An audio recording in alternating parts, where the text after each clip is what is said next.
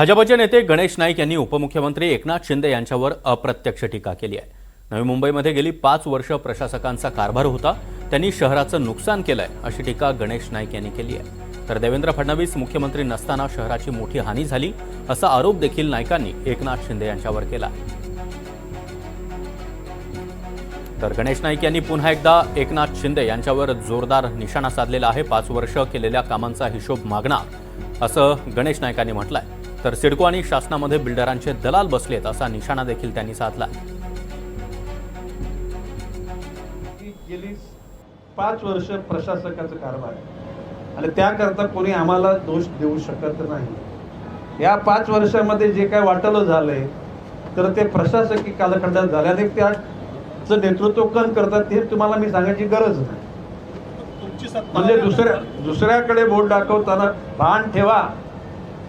इथे काही लोक बोलतात की नवी मुंबई वरून दिसायला सुंदर आहे, आतून ती घाणेरडी असं इन शॉर्ट यांचं म्हणणं आहे। अरे मग ते 5 वर्ष नेतृत्व कोण करते त्या शहराच्या खात्याचं? तुम्हीच करता ना।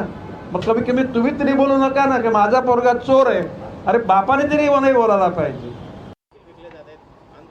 अरे बंधूंनो, विधान भवनामध्ये तत्कालीन मुख्यमंत्री एकनाथजी शिंदे बसल्यात, उपमुख्यमंत्री देवेंद्र फडणवीस बसल्यात, उपमुख्यमंत्री अजितदादा बसले। त्याला बोललो तुम्ही या सिडकोमध्ये बिल्डर लोकांचे दलाल बसलेत, शासनामध्ये बिल्डर लोकांचे दलाल बसलेत आणि शासनातल्या सगळ्या लोकांचे हात स्वच्छ नाहीत हे बोललोय ऑन रेकॉर्ड।